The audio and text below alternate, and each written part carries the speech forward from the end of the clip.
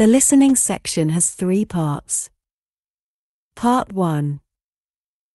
For short conversations, each followed by 1 question. Part 2. 1 longer conversation, followed by 4 questions. Part 3. 1 lecture, followed by 6 questions. You will hear each conversation or lecture only 1 time. You must answer each question before continuing. To continue to the next question, click the Next button.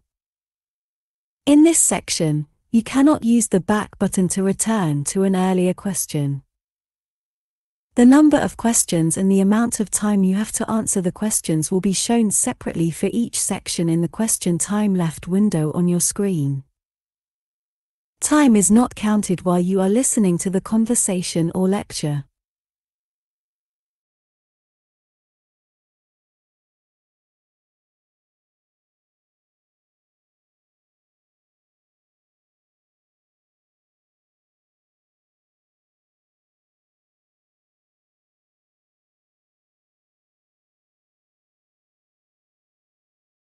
Question 1. How much is the rent? It's $150 a month unfurnished or $200 a month furnished. Utilities are $25 extra. How much will it cost the man to rent an unfurnished apartment, including utilities?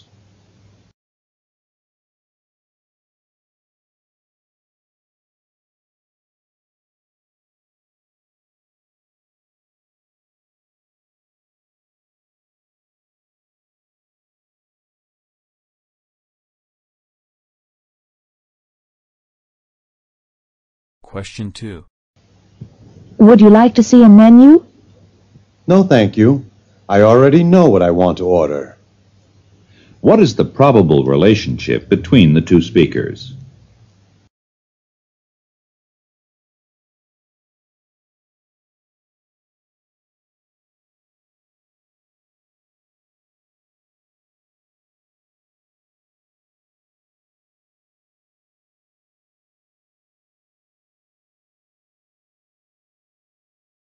Question 3. Didn't you go to the meeting last night either? No, I had a slight headache. What do we understand from this conversation?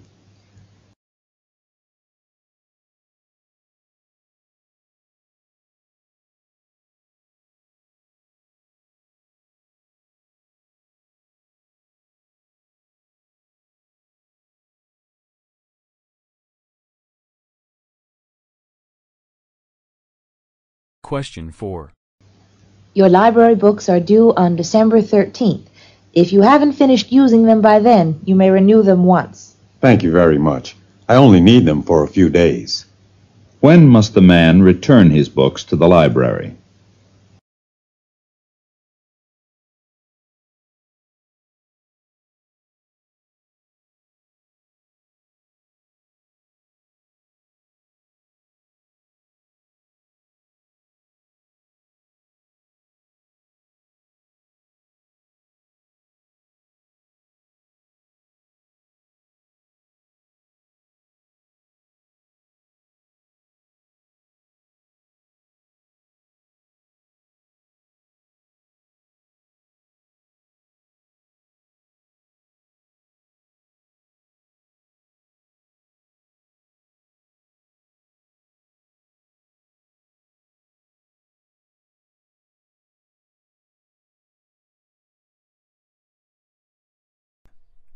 Listen to a conversation between a student and a registration clerk during registration week.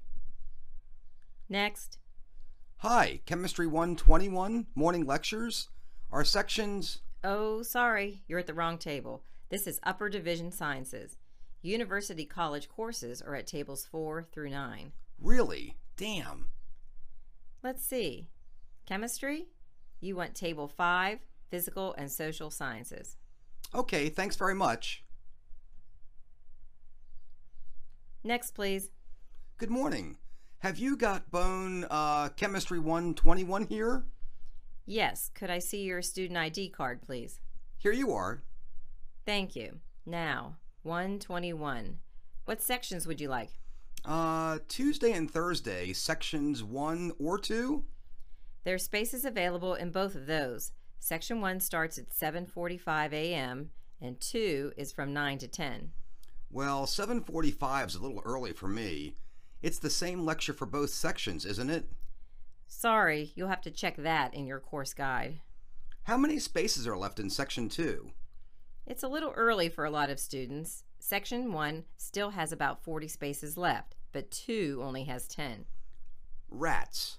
I want to be in the same section as my roomie, but he doesn't register until 10 today, and by then, those may be gone. All right, give me section 1, please. There you are. And what about your lab section? I think any Friday section is okay for me. Section 21 is 12 to 2 o'clock. Section 22 is 1 to 3. Section 23 is 2:30 to 4:30. And Section 24 is 3:30 to 5:30. All right then, let me have the 1 to 3 o'clock one. Section 22? Yes, there you are. Thanks. And can I register for ethology 263 here too? Yes, but there's only one section in that course, Monday, Wednesday, Friday, from 1 o'clock to 2. You've got a conflict with your chem lab. Oh, no. Do you want your laboratory on a different day? No. What were the times in those other lab sections again? 12 to 2, 1 to 3, 2:30 to 4:30, and 3:30 to 5:30. I'll take 2:30 to 4:30 then. Could I change this card for that one? Sorry. Sure, here you go. And here's your section card for ethology. Thanks very much. Are there plenty of spaces left in 23? They won't go in an hour. Your friend should have no trouble getting one. Is that it now? That'll do it. Thanks. Okay. Please print your name and student number clearly in the blanks on each card. Okay. TERR 8441. There you are. And don't forget to write these into your class schedule. Chemistry 121, Lecture Section 1, Tuesday and Thursday, 7:45. Laboratory Section 23, Friday, 2:30. Ethology 263, Monday, Wednesday, Friday, 1 to 2 p.m. Thanks very much for your help. Have a nice day. Next, please. Question 1.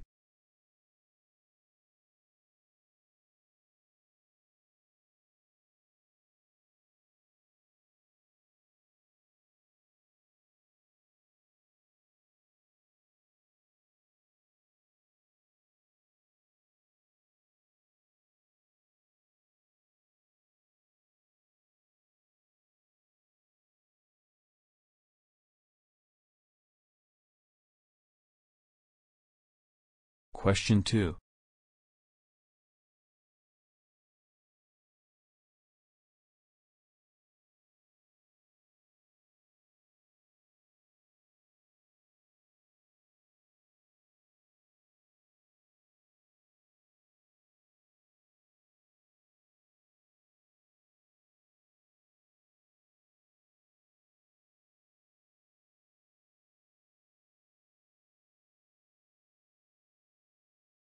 Question 3.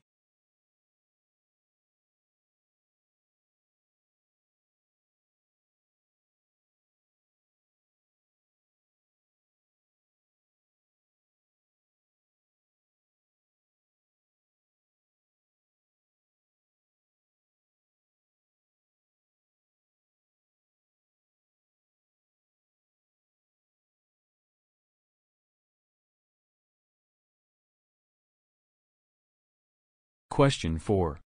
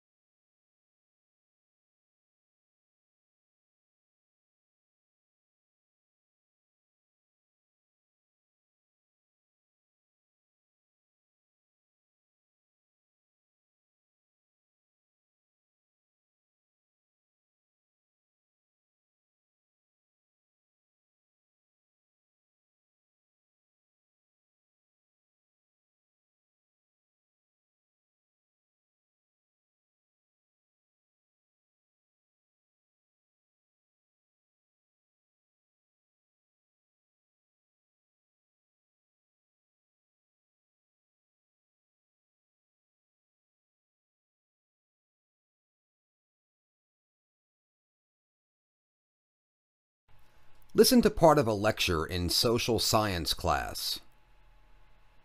Today we're going to begin with a short quiz. No, you don't need pencil and paper, just listen. It's only one question. Ready? Okay. What do blogs, Pokemon, tattoos, Cabbage Patch Kids, pet rocks, and hula hoops have in common? Anybody? They're all stupid. I know, Professor Morgan. They're all fads. Correct. Now here's another question. How did you know that? In other words, what are the characteristics of a fad, and what's the difference between a fad and a trend? These are the questions we're going to consider together this afternoon. Well, the main difference, I think, between a fad and a trend concerns time. A fad is something that seems to appear suddenly. It quickly becomes enormously popular, then disappears just as suddenly as it came. A trend also appears rather suddenly, and it also becomes very popular, but it doesn't disappear. A trend can have a long-term influence on its particular market. Fads and trends often resemble each other at first glance, but a fad usually has a definite beginning and end. Pokemon might be a fad, but the idea of fancy playing cards for children might be a trend, for example. Another difference is that fads usually stay within one industry. Trends can cross over into many industries. The hula hoop, for instance, has been called the greatest fad of all time. 25 million. In the late 1950s, 25 million hula hoops were sold in just 4 months. But a year later, sales had virtually stopped. The hula hoop was a toy. It was fun to play with, but that's about all. Now consider cell phones. They were designed to be portable telephones, but they crossed over into the worlds of fashion, wireless communication, and now even photography. People buy cell phones that match the latest clothes fashions. They use cell phones for wireless internet access. They take photos with them. Cell phones have become a trend. Here's the third difference between fads and trends: how well industries accept them. Fads are often promoted by smaller companies. They need the quick money that fads provide. Large companies don't accept fads right away. They can't afford to be wrong. If a company is known as a trendsetter and it promotes a fad, its reputation will be damaged. Large companies buy products in huge numbers. They don't want unsold products sitting on their shelves. So they wait to see if a fad becomes a trend. Then they will accept it in their stores. Now, yes. How long does a fad have to last before it becomes a trend? I mean, there are all these energy drinks now. There used to be only a couple, but now there's like 100. Are they still a fad? Exercise is a trend, so wouldn't energy drinks be part of the exercise trend? That's an excellent question. When exactly does a fad become a trend? You know, there are some people who are paid a lot of money to answer that question. If they get it right, companies become rich and famous. If they get it wrong, companies go bankrupt and careers get ruined. The short answer is, nobody knows. Distinguishing between fads and trends is an art, not a science. If it were easy, there would be a lot more rich people in the world. Yes, in the back. Yeah, can't people get rich from fads too?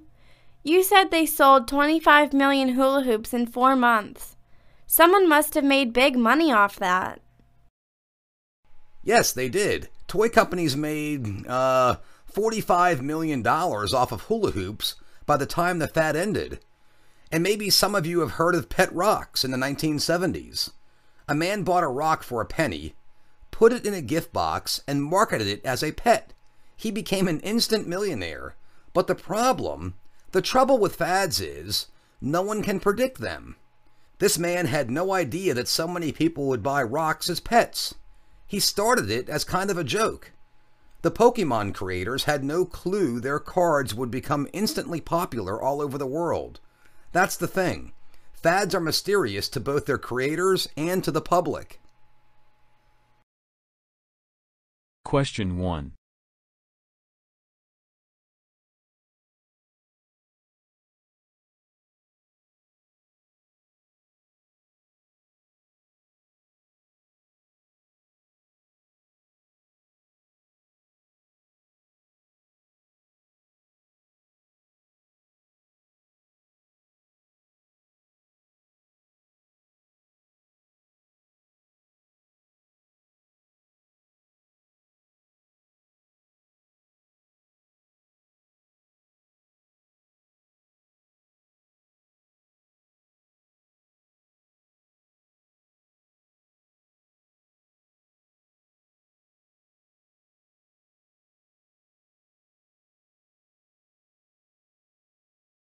Question 2.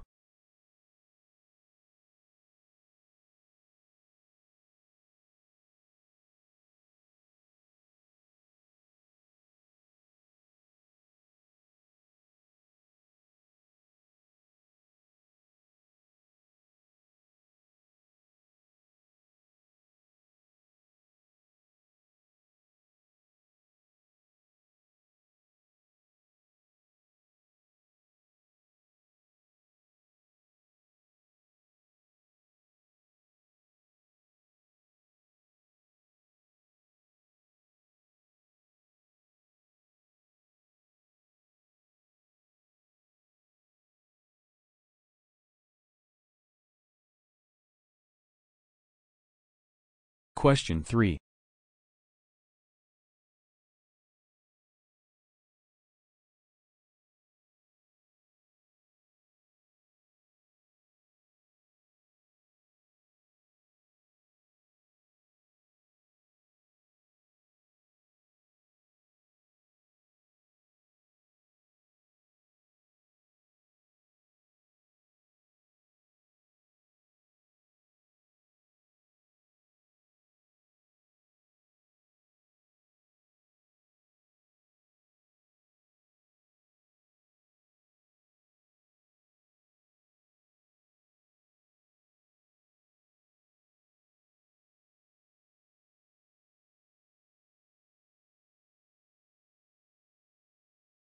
Question 4. Listen again to part of the lecture, then answer the question. Distinguishing between fads and trends is an art, not a science. If it were easy, there would be a lot more rich people in the world. Yes, in the back. Yeah, can't people get rich from fads too?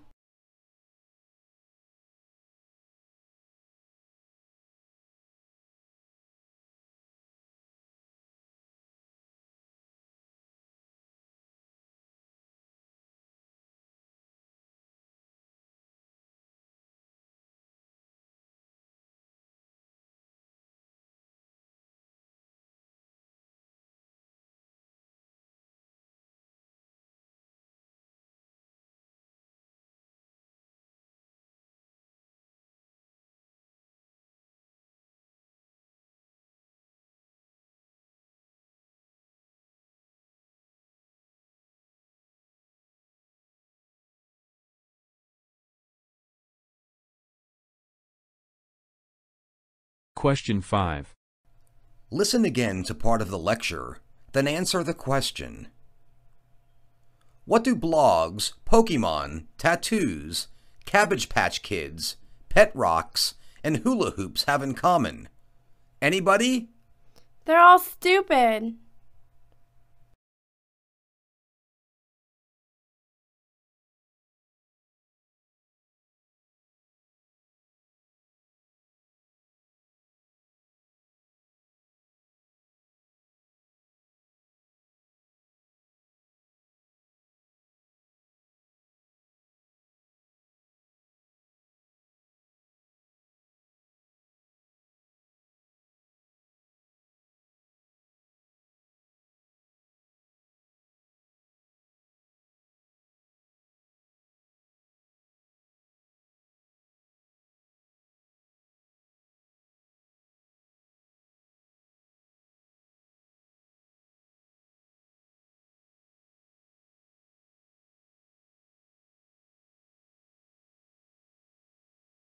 Question 6.